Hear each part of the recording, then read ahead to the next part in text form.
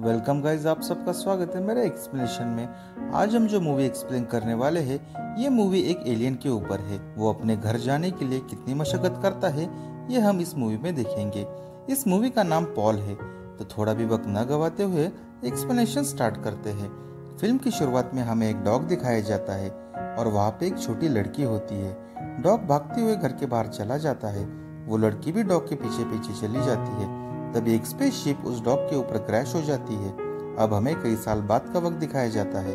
तब हमें दो लड़के दिखाई देते हैं। उनका नाम ग्रीमी और क्लाइव होता है। वो दोनों अमेरिका घूमने के लिए आए होते हैं। वो दोनों अभी एक सुपरमार्केट में होते हैं। क्लाइव को वहाँ पे एक तलवार पसंद आती है, पर वो काफी महंगी होती है, इसलिए वो उसे रख देता है।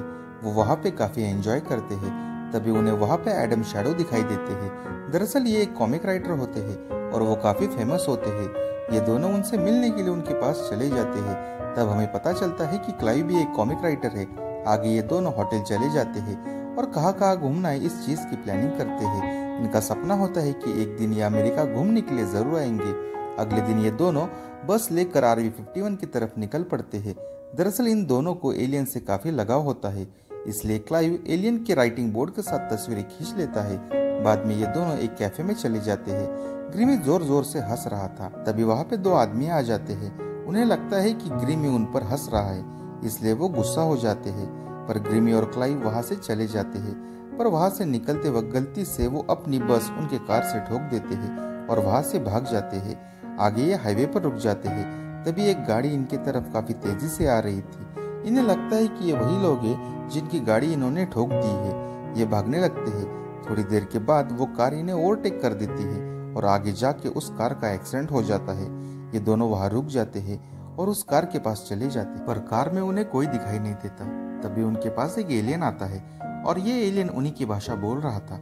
सामने एक जिंदा एलियन देखकर क्लाइव बेहोश हो जाता है। वो एलियन ग्रीमी से मदद मांगता है और वो जल्दी से बस को यहाँ से निकालने के लिए कहता है। ग्रीमी भी घबरा कर उसकी मदद के लिए तैयार हो जाता है।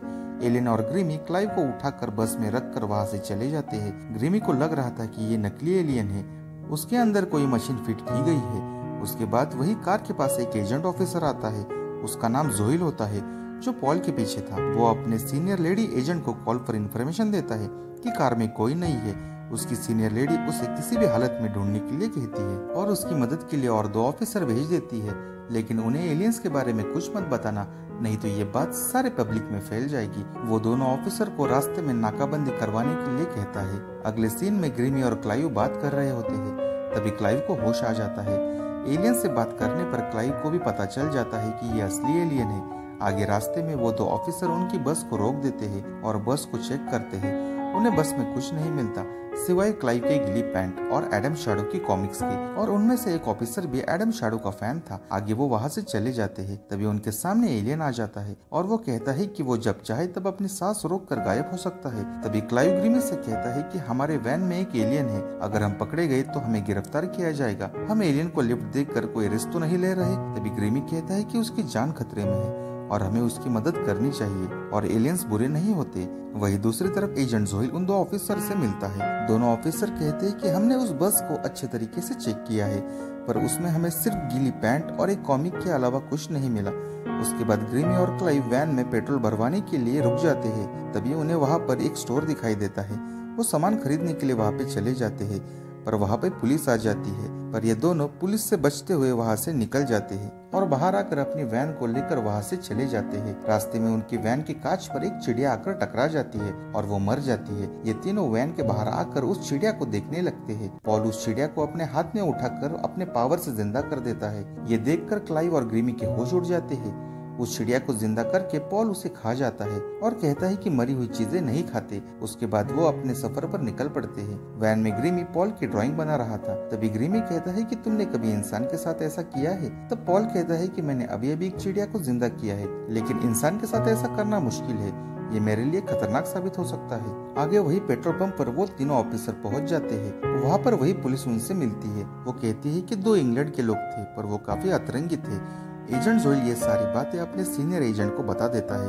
वो सीनियर लेडी जोइल से कहती है कि किसी भी हालत में उन दोनों को पकड़ लो और उस एलियन को जिंदा पकड़ो या जलाकर राख कर दो और ये सारी बातें दूसरा ऑफिसर सुन लेता है। उसे लगता है कि जोइल उससे कुछ छुपा रहा है। वहीं दूसरी तरफ ग्रिमी और क्लाइव रात बिताने के लिए आरवी पार्क में रुक जाते हैं। वहीं उन्हें एक लड़की मिलती है। क्लाइव कहता है कि हम यहाँ पर रात बिता सकते हैं। वो लड़की कहती है कि एक रात वैन पार्किंग करने के लिए आपको $25 देने पड़ेंगे और आप सुबह भी पे कर सकते हो। वो सेफ्टी के लिए उसका आईडी प्रूफ ले लेती है तो क्लाइव उसका पासपोर्ट दे देता है और वो वैन को पार्क करते हैं। रात में वो तीनों बात कर रहे होते हैं।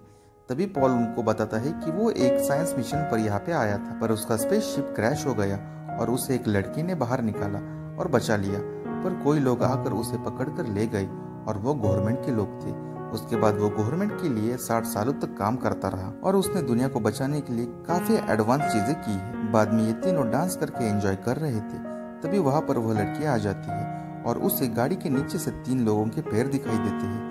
तब उसे पता चलता है कि ये 2 नहीं बल्कि 3 लोग हैं। तभी उस लड़की के डैड उसे आवाज देते हैं, जो कि काफी स्ट्रिक्ट थे। वो घर के अंदर चली जाती। अगली सुबह वो लड़की वैन में आती है और उसका नाम रूट बताती है। रूट उनके तीसरे दोस्त के बारे में पूछती है। तब एलियन कहता है कि मैं वॉशरूम में बैठा हूँ। ग्रिमी रूट की टी शर्ट की तारीफ करता है।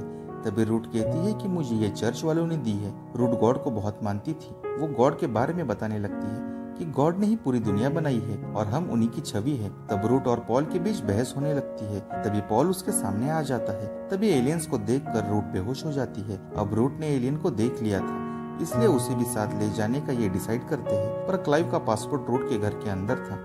तभी पॉल गायब होकर पासपोर्ट ढूंढने के लिए रूट के घर के अंदर चला जाता है, पर वो अपनी सांस ज्यादा देर तक रोक नहीं पाता और वो वापस दिखने लगता है। तभी रूट के डैड उसे देख लेते हैं और उसे एक मॉन्स्टर समझकर उसके ऊपर गन से शूट करने लगते हैं। पर पॉल कैसे भी करके वैन के पास आकर वहाँ से भाग जाता है, लेकिन वैन से पॉल की ड्राइंग नीचे गिर जाती है और वो रूट के डैड को मिल जाती है। कुछ दूर जाके रूट को होश आता है और वो फिर से पॉल को देखकर चिल्लाने लगती है। तब ग्रिमी उसे समझाता है कि एलियन बुरा नहीं होता, उसकी जान खतरे में है, हमें उसे उसके घर पहुंचाना है। पर रूट उसे शैतान समझती है और कहती है कि उसने तुम दोनों को अपने वश में कर लिया है और कहती है कि हमारी एक ही दुनिया है जो ईश्वर ने खुद अपने हाथों से बनाई है। तभी पॉल उसके सिर पर हाथ रख कर अपनी पावर से रूट को सारा ब्रह्मांड दिखा देता है, क्योंकि पॉल दिखाना चाहता था कि मेरा सच में अस्तित्व है। रूट फिर से बेहोश हो जाती है। उसके बाद रूट के घर वो 3 ऑफिसर पहुंच जाते हैं। तब रूट के डैड बताते हैं कि वो शैतान मेरी बेटी को यहाँ से भगाकर लेके गया। जोइल रूट के डैड का फोन और उसकी तस्वीरें मांगता है ताकि जब रूट अपने डैड को फोन करे तो वो उनकी लोकेशन पता कर सके। रूट के डैड उसकी तस्वीर दिखाते हैं कि उसे पहचानना आसान है, क्योंकि 4 साल की थी तब से उसकी एक आंख खराब थी। तभी दूसरे ऑफिसर को एलियन की ड्राइंग मिलती है, जिससे उसे पता चलता है कि हम एक एलियन को ढूंढ रहे हैं और ये बात जोइल उनसे छुपा रहा है। बाहर आकर वो ऑफिसर जोइल से पूछता है कि आखिर हम किस चीज को ढूंढ रहे हैं। तब जोइल कहता है कि अगर जरूरी होगा तो मैं तुम्हें बता दूंगा। रूट के डैड को उन ऑफिसर पर शक होता है। तब वो भी उनकी गन लेकर रूट को ढूंढने के लिए निकल पड़ते हैं। आगे रूट वैन को रोककर वहां से जाने लगती है, पर ग्रिमी उसे समझाता है और कुछ देर बाद रूट उनके साथ जाने के लिए तैयार हो जाती है। उसके बाद पॉल अपनी पावर यूज करके रूट की आंख ठीक कर देता है। इससे सब खुश हो जाते हैं कि रूट की आंख ठीक हो चुकी है। उसके बाद वो सभी एक बार में रुक जाते हैं। वहाँ पर वही कार खड़ी थी जो क्लाइव ने गलती से ठोक दी थी। अंदर जाकर रूट अपने डैड को कॉल करती है, पर वो कॉल एजेंट जोइल को लगता है, क्योंकि उसके डैड का फोन एजेंट जोइल के पास था, ताकि रूट का कॉल जब आए तो उसकी लोकेशन वो पता कर सके। और यही होता है, वो ऑफिसर उनकी लोकेशन पता कर लेता है। रूट जल्दी से फोन को रख कर वहाँ से भागने की कोशिश करती है। तभी कार वाले वही 2 लड़के आकर रूट को छेड़ने लगते हैं और क्लाइव और ग्रिमी को भी देख लेते हैं।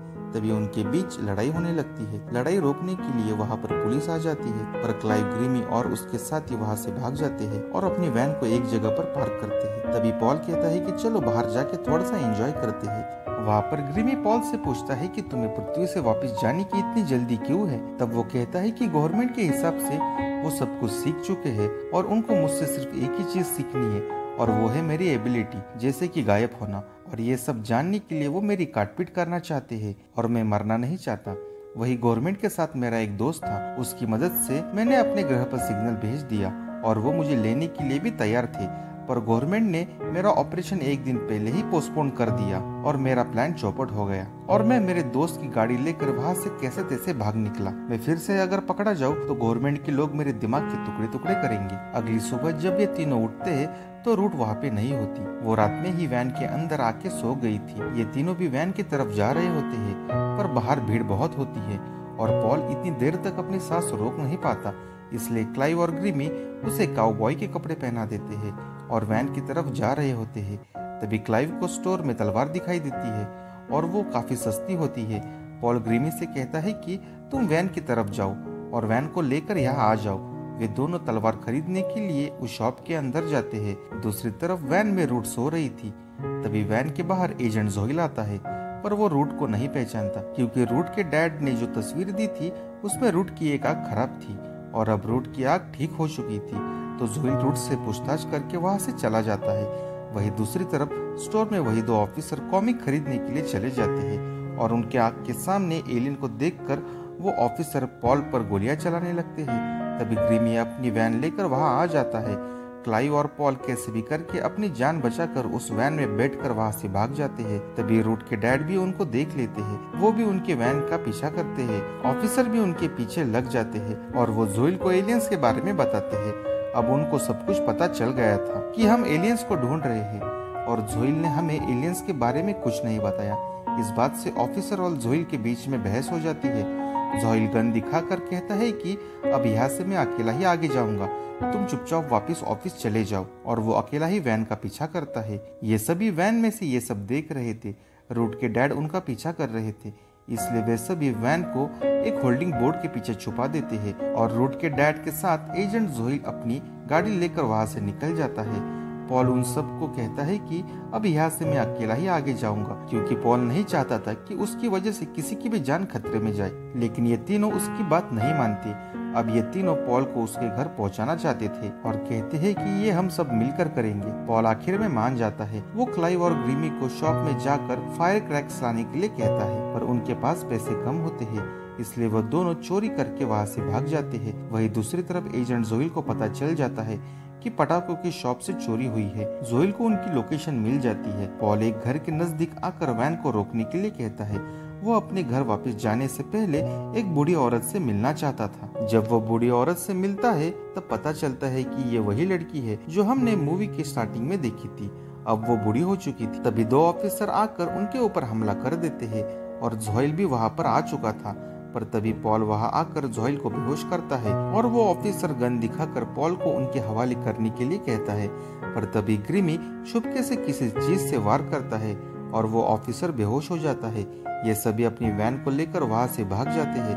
तभी ऑफिसर उठकर उनके वैन पर गोलियां चलाने लगता है। ऑफिसर का साथी भी घर के अंदर से शूट करता है, पर घर में गैस लीक होने की वजह से घर ब्लास्ट हो जाता है। वो बूढ़ी औरत भी उनके साथ चली जाती है। वो ऑफिसर उनके वैन को पकड़ लेता है और पॉल के ऊपर शूट करने ही वाला था। तभी उसकी कार एक खाई में गिर जाती है। कार में जोइल को उसके सीनियर लेडी का कॉल आता है और उन दो ऑफिसर के बारे में पूछती है। जोइल कहता है कि वो दोनों मर गए। तब वो कहती है कि अब मुझे ही आना पड़ेगा। जोइल गुस्से से रेडियो पर गोली चलाकर रेडियो तोड़ देता है। दूसरी तरफ पॉल और उसके साथी एक जगह पर पहुंच जाते हैं जहां पर उसकी स्पेसशिप आने वाली थी। वहां जाके वे सभी फायर क्रैकर्स को जलाते हैं ताकि स्पेसशिप को सिग्नल मिल सके। पर तभी वहां पर वह लेडी सीनियर अपनी टीम लेकर आ जाती है। तभी जोइल वहां पर पहुंच जाता है और सीनियर लेडी की टीम पर शूट करके उन्हें मारने लगता है और खुद घायल हो जाता है।